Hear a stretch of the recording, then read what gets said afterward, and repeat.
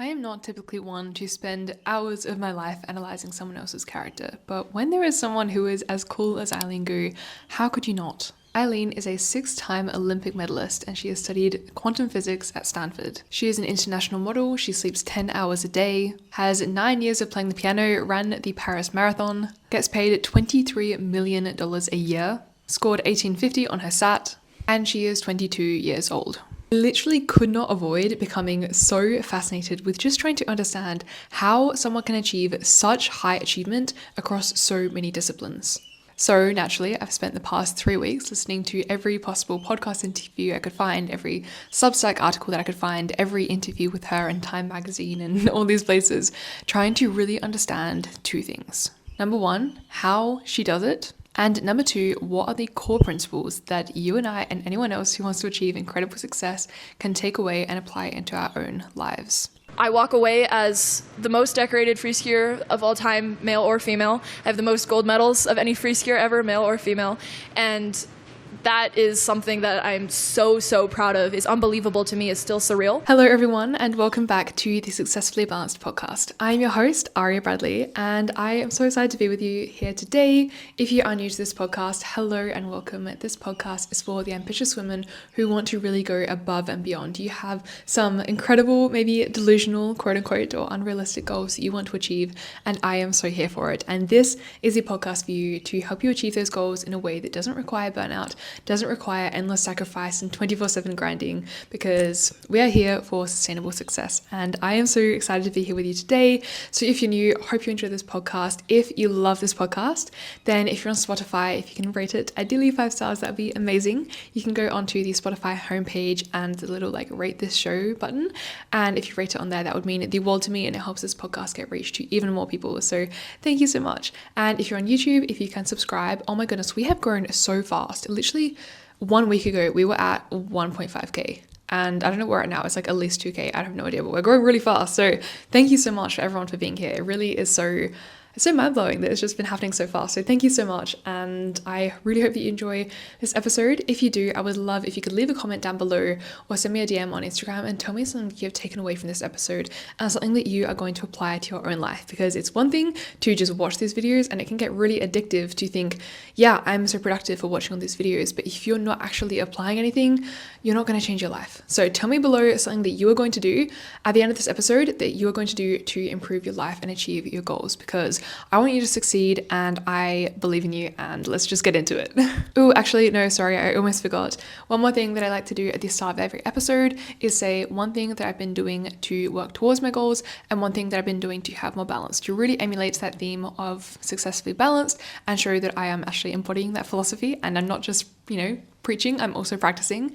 So one thing that I've been doing to work towards my goals this week is actually I have been really focused on my VIP cohort. So I actually recently got a job as a content coach at Creator College, which is it is just the most incredible experience I could ever have had, and it's just such an amazing opportunity. And so I've spent the past week really focused on my students in there, and they are all just absolutely beautiful souls, and so that's been really amazing.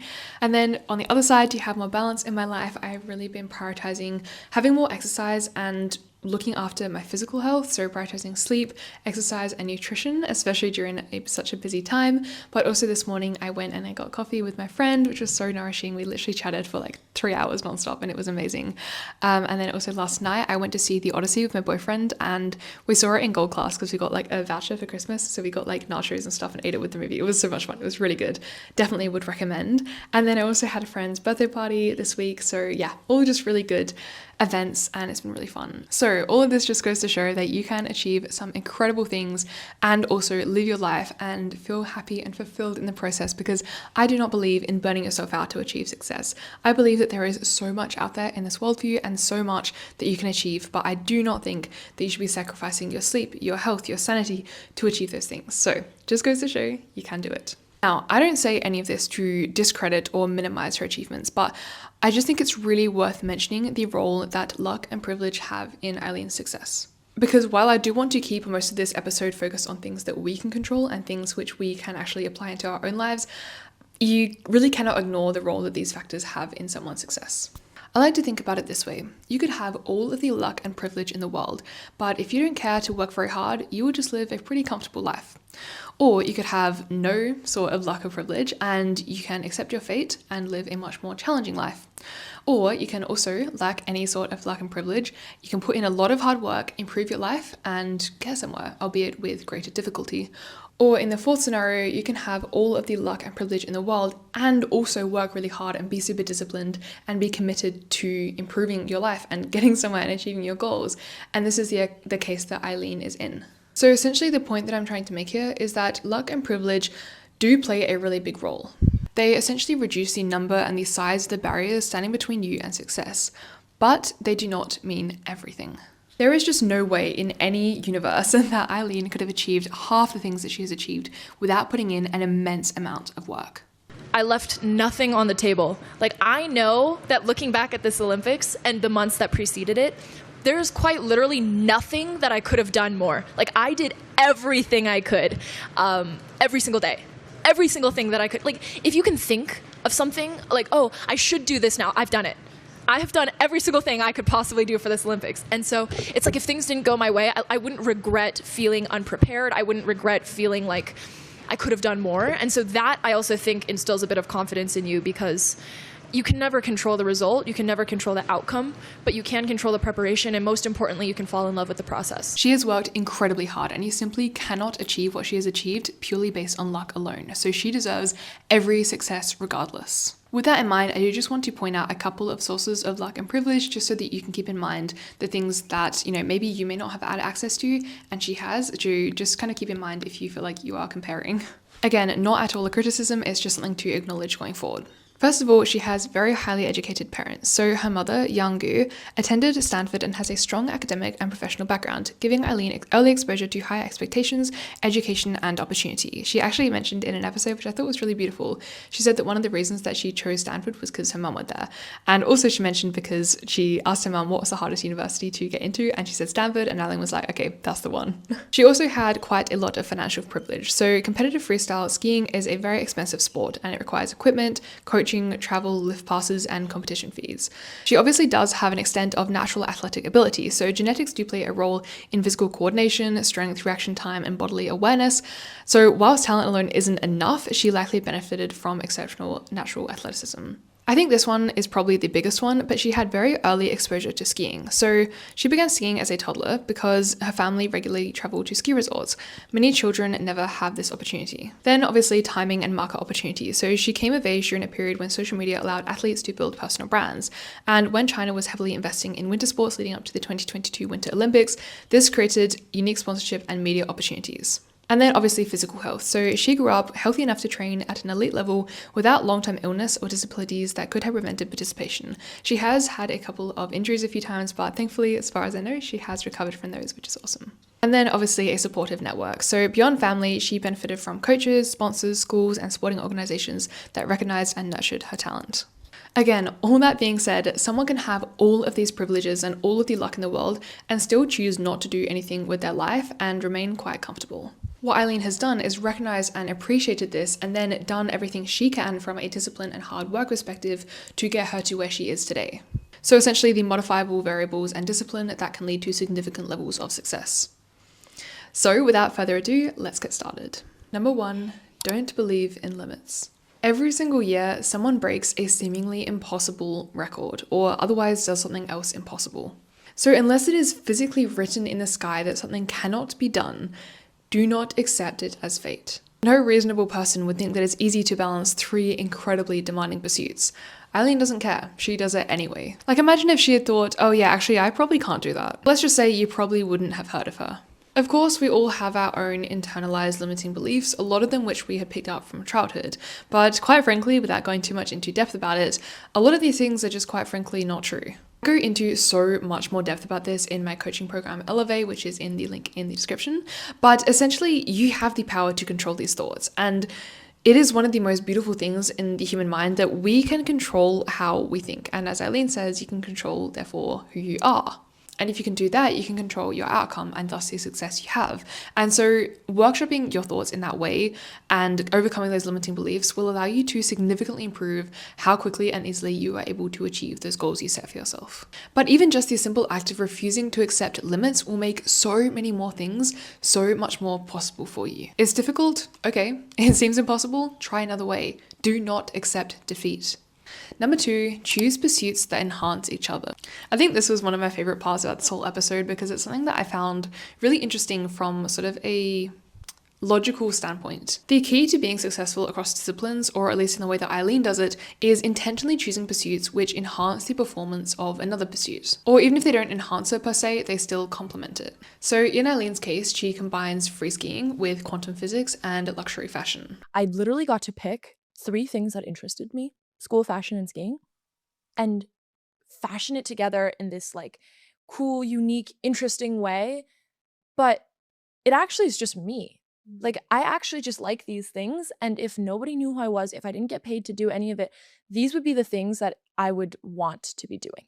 So free skiing, athletic, improves her focus and discipline for studying quantum physics, which is academic, and gives her the posture and the physique for modeling luxury fashion, which is her creative outlet. Studying quantum physics, therefore, which is academic, lets her visualize her jumps, which are athletic, in a mathematical and scientific way. And then modeling luxury fashion, which is creative, gives her the confidence to perform better in free skiing, which is athletic, as well as an outlet to express herself. It's Fashion Week in Milan, so I have the other job, the other fashion thing. I'm really excited to just explore some other avenues, be creative and explore my femininity through fashion, which is something I've always loved, and to kind of put that in juxtaposition with skiing and with sports. And I think that they can coexist so beautifully. So essentially the formula is this: athletic plus academic plus creative. And in each situation, the pursuit of one thing enhances or complements the pursuit of the others. So in my own case, that could look like pursuing ballet or dance, which is athletic, with studying neuroscience, which is academic, and then also creator entrepreneurship, which is creative. Or it could look like tennis plus marketing plus painting, or swimming and philosophy and writing. And particularly for people building their personal brand, that unique combination of disciplines can help you to differentiate yourself and really become the niche. And here's why: if you want to be successful across disciplines, your pursuits should fall across 3 different categories, not necessarily those exact 3, but 3 that aren't competing. Because, for example, if all 3 are athletic, you will likely get injured or reach physical burnout and prolonged exhaustion. If all 3 are academic or work-related, you likely won't be very physically active and will probably have a very high workload and a lot of mental stress. And if all 3 are creative, then your life may lack a little bit of structure. Obviously, these are all generalizations, and you are more than capable of pursuing more than one thing in one area. This is just in Eileen's case, and I think it's a really good formula for becoming exceptional in multiple different fields. And I talk about this a little later in one of the other sections, but Eileen doesn't rest in the traditional sense. She doesn't just like sit on the couch and eat ice cream and binge a TV show. Essentially, practicing and pursuing one thing is rest from another thing. So if she's skiing, that's a rest from the mental demands of studying. Or if she's in class, her body is repairing itself from her skiing training. Or if she's modeling, that's a creative outlet where she doesn't really need to think. And it's like when you're doing one thing, it's rest from another thing. So for example, if I'm training or if I'm working out, like that's a physical toll. But if I'm sitting in a classroom, my body's repairing itself while I'm doing something else. So it's like I have all these tasks running in the background. Every area enhances another. That is the key. Number 3, visualize your own success. I cannot believe that I spent so many years of my life not using visualization to its full potential. Because essentially your brain doesn't understand, or it doesn't really know, it doesn't clock the difference between something that is really happening in your life and something that you are just imagining. And this is perhaps one of the most beautiful and advantageous caveats of the human mind. Eileen trains exceptionally hard, but she also uses visualization to rehearse certain tricks in her mind between training sessions. As I alluded to earlier, having that additional knowledge of the quantum physics of said trick, she can essentially visualize it and practice mastering it in her mind, which gives her a serious competitive advantage. If you are able to visualize, that puts you at a major advantage. And if you're able to visualize in multiple dimensions, and when I say dimensions, I mean spatial, audio, visual, if you're able to have a good sense of the physics of a trick, if you can watch a trick backwards and forwards, if you know where kind of these forces kick in and what it feels like, that puts you at an advantage. So how can you apply this in your own life? Every single morning I spend 10 minutes visualizing, and this sometimes it's on a specific goal, but other times it's on just sort of like my dream life in general. The The point is, I'm mentally rehearsing said goal well before I actually achieve it. But not just that, I'm also rehearsing the steps that I need to take and the actions I need to take to get there. So say for example, I want to hit 100,000 subscribers on YouTube. I will lay down on the floor, I'll put on some music that makes me feel good, and I'll set a timer for 10 minutes. And then I will visualize what it feels like to hit that. But not just that, I will then zoom out and think back to the present moment and think about what I actually need to do right now in order to help me get there. And then I literally just get up and do it. Or if I'm trying to master a particular movement in dance, I will close my eyes and mentally rehearse it so many times until I literally cannot physically get it wrong. And then when I open my eyes and attempt it in real life, it's like the most magic thing ever, because it's like your body just knows what to do because you've rehearsed it so many times. So whether it is an athletic pursuit or long-term goals, visualization is a seriously underrated tool which you can use to hit your goals way faster than you ever expected. So if this is something that you want to get into and add it to your daily practice, you will love Elevate, and I would love to be in there helping you to achieve your quote-unquote delusional goals and just seriously watch you succeed so much. Anyways, I digress. Part 4 is to use neuroplasticity to your advantage. Neuroplasticity is essentially the answer to any character development that you want to make happen for yourself, and Eileen knows this. Because it's so interesting. You can control what you think. Like, you can control how you think, and therefore you can control who you are. And especially as a young person, like I'm 22, so with neuroplasticity on my side, I can literally become exactly who I want to be. How cool is that? Like, how empowering is that, right? And she applies a very analytical lens to her own thinking, observing her thoughts, how they are affecting her, and how they are holding her back or contributing to her success. I think overall, I'm just a pensive person. Like, I'm an introspective young woman. Like, I spend a lot of time in my head, and it's not a bad place to be. I journal a lot. I break down all of my thought processes. I think I apply a very analytical lens to my own thinking, and I kind of modify it. If she observes a thought pattern that she knows isn't helping her, she knows that she has the ability to literally just choose a new one. But it's not really like in an egotistical kind of way. It's in like a tinkering, like a scientist kind of way. I'm always like trying to modify. I'm trying to think, how can I be better? How can I approach my own brain the way that I approach my craft of free skiing, so that I can be better tomorrow than I was today? Because almost all of your results are originated from thoughts. And when you have a thought, it affects how you feel, and thus how you act, and thus the results that you get. So for example, Eileen may have thought things like, damn, I really suck at skiing. This would lead her to feel down and hopeless and have really low self-confidence and maybe not try very hard and hence suck at skiing. But instead, if she noticed those thoughts come up, she would then choose a thought like, every time I practice, I improve my skiing. This would then lead her to feel hopeful and determined and excited and motivated, and therefore try harder and eventually become an Olympic medalist. So how can you apply this to your own life?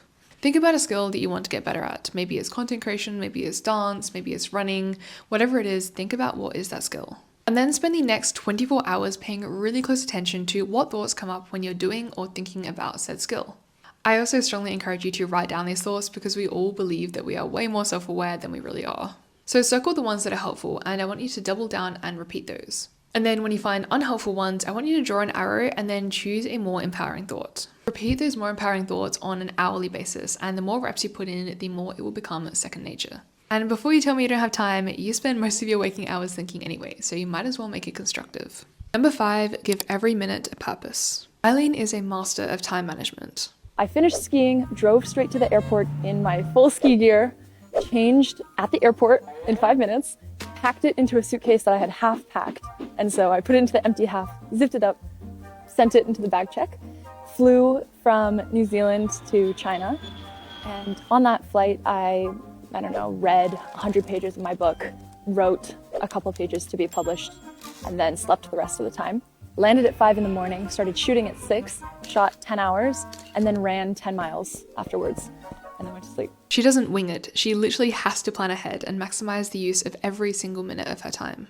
And when I say maximize, I don't mean that she is literally working every minute of the day, but rather every minute has a purpose. So whether that purpose is training or studying or modeling, she dedicates that time towards it and gives it the attention that it deserves. What's a little bit misunderstood about me is that because my 3 things, like the fashion world, skiing, and school, they're like kind of geographically disparate.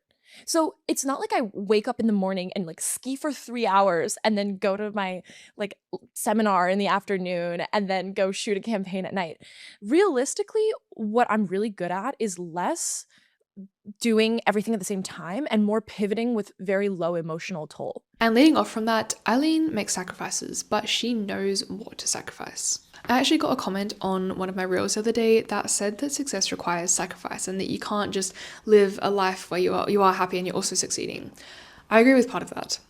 Success requires sacrifice, but you get to choose what it is that you sacrifice. You can choose to sacrifice your sleep and your health and your sanity, like I did a couple of years ago. And yeah, you can end up pretty burnt out and unhappy and yeah, working 24/7. Or you can choose to sacrifice things like doom scrolling and partying and clubbing and hanging out with low quality people. So I don't drink, I like ever. That's just like a personal thing. It's just, there's no need, and drinking doesn't add anything to the experience anyways. So it was just an easy choice for me. And so yes, success requires sacrifice. If you want something you never had before, you have to do something you never done before. But it is up to you to choose what those sacrifices are. So some of the things that Eileen does not sacrifice include sleep, so she gets about 10 hours most nights.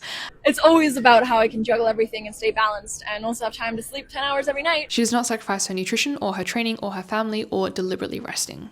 My secret weapons are making sure I get enough sleep, eating well, and making sure I get my workouts in. I have a vibrant social life at Stanford. Go out. Like, I have tons of friends. I have friends in different grades. I mean, you guys are in a different grade than me. Like, I don't feel like I'm sacrificing on that. But also, I'm taking every class that interests me. I've done the physics class. I took aeroastro. I'm taking philosophy. I've done the IR classes. Like, I literally am doing everything, and I don't feel like I'm sacrificing on that. And I think that's how you live the most full life. Essentially, she doesn't sacrifice the things that are the most important to be healthy enough and happy enough to perform at your peak and not burn out. However, there is a very good list of things that she is more than willing to sacrifice, including immediate gratification for long-term goals, i.e. she definitely does not doom scroll. She sacrifices comfort in favor of deliberate practice. She sacrifices consistency over spontaneity. So she likely has a very similar routine every day, knowing what exercises she has to do, what she has to eat each day, rather than relying on being spontaneous and just kind of doing what she feels like, because she knows that that's not going to get her the elite performance that she wants. She also sacrifices personal time to maintain elite performance, and also accepts criticism in pursuit of ambitious decision. I took a big risk in trusting myself, and I'm glad that I did. I walk away as the most decorated free skier of all time, male or female. I have the most gold medals of any free skier ever, male or female. And that is something that I'm so, so proud of. It's unbelievable to me. It's still surreal. If people disagree with me, if they have other skill sets, which I'm sure they do, then I encourage them to direct it elsewhere and to make the world better in their own way. She had a moment when she was at, I believe it was the Beijing Olympics, but I could be wrong, and she attempted a very dangerous trick which she had never even trained for before. She had practiced something that was like 5 steps back, but she had never really trained up for this trick. And she was standing at the top of the slope thinking like, okay, I'm actually going to do this. And she called her mum and said, "Mum, I know I said that I wouldn't do this trick, but I think I'm going to do it." And so she knew in that moment that she could fail. She could look completely stupid and fail in front of the entire world. But she was willing to accept that chance for the hope of doing something that no free skier had ever done, let alone a female free skier in a male-dominated sport. And she was willing to make that sacrifice and accept that criticism in order to achieve her mission of getting more young girls into free skiing. So I'll say it again. Success takes sacrifice, but you get to choose what you are willing to sacrifice. I mean, I love to compete. I love to win, but I love to compete and I love to ski. And so if I were to put that in order, I would say I love to ski first, and then I love to compete, and then I love to win. But at my heart and soul, I like to ski. So to conclude, Eileen is an incredibly ambitious and incredible woman, and I am so inspired by her and everything that she has achieved thus far, and most likely everything she will continue to achieve. But unlike what you may have thought before listening to this episode, she is not completely superhuman. It really comes down to a bunch of core principles which most of us can replicate in our day-to-day lives.